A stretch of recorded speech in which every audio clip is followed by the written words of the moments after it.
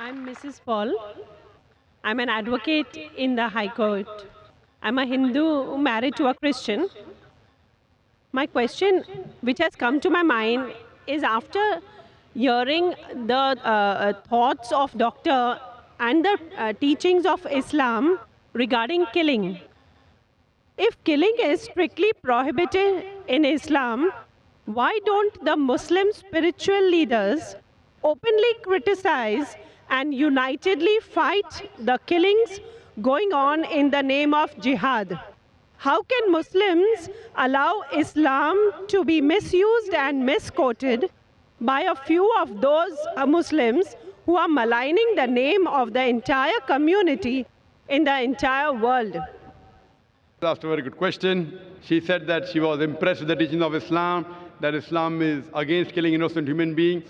But how come all the Muslim leaders don't get together and condemn the killing that is going on in the name of jihad? And just because of few black sheep, Islam is being maligned. Sister, for the detailed answer, you should listen to my last talk in the last conference, 1 year back in November 2008. My final speech of the second International Peace Conference was media and Islam, war or peace.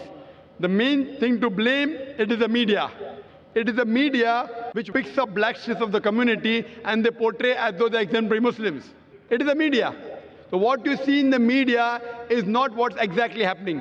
Quran clearly mentions in Surah Maida, chapter number 5, verse number 32, that if anyone kills any other human being, whether it be a Muslim or non-Muslim, unless it be for murder or for spreading corruption in the land, it is as though he has killed the whole of humanity. And if anyone saves any human being, it is as though he has saved the whole of humankind. So killing any innocent human being is a sin in Islam. Not only is it a sin, it is as though you have killed the whole of humanity. So anyone killing, you find cases taking place, going on the street and a bomb blast takes place, etc. Killing innocent human being is totally prohibited. It's clear cut. And when I went to USA, I went to UK, we have Muslim organizations condemning what bomb blast took place in the tube station in London. We condemn it. I went to America, I found some of the Muslim organizations condemning what's happening in 9/11. I agree with them. I agree with them. What happened in 9/11? A few thousand people killed. It is to be condemned. Who did it? I don't know.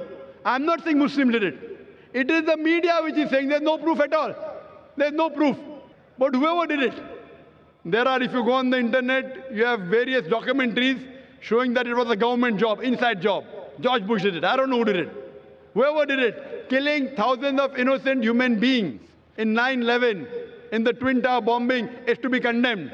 More than 50 people killed in the tube bombing in London is to be condemned. More than 100 people killed in Bombay in July, a couple of years back, in the train bombing in Bombay is to be condemned. But don't put a full stop.